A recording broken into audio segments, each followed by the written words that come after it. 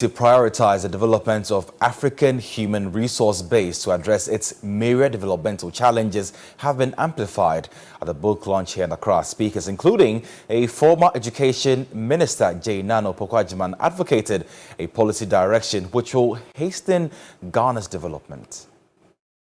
400-page book entitled The Challenges of Africa and Solutions, the Role of Technocrats, authored by Beatrice Maku-Oga, interrogates the contemporary issues which impede Africa's socio-economic development and provide sustainable solutions.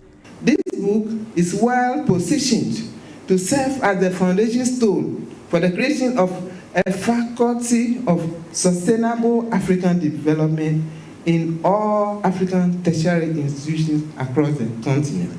Managing news editor of the Inside newspaper, Kwesi Pratt Jr., who is one of the reviewers of the book, does not understand why African countries will always proceed to the International Monetary Fund for economic bailout in spite of their vast resources.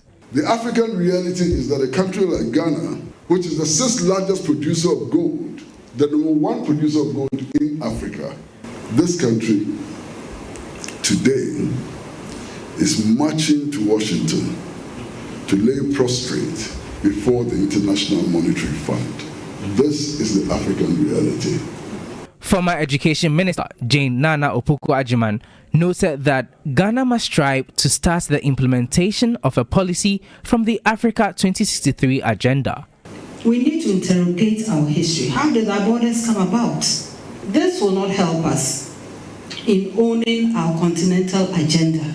And this is why the Africa We Want 2063 is very important, and we can carve out the Ghana we can have, not the Ghana we want. Nobody will give you what you want. You must work for it. A senior research fellow with the Institute of Statistical, Social and Economic Research of the University of Ghana, Kofi Asante, said protesting the current economic situation is in order. It is important that we have the youth being very vocal recently. Right? We may not all agree about the specific issues they are fighting for, but it is very important that they are speaking up on issues of governance, on issues of corruption, on issues of the direction of the country.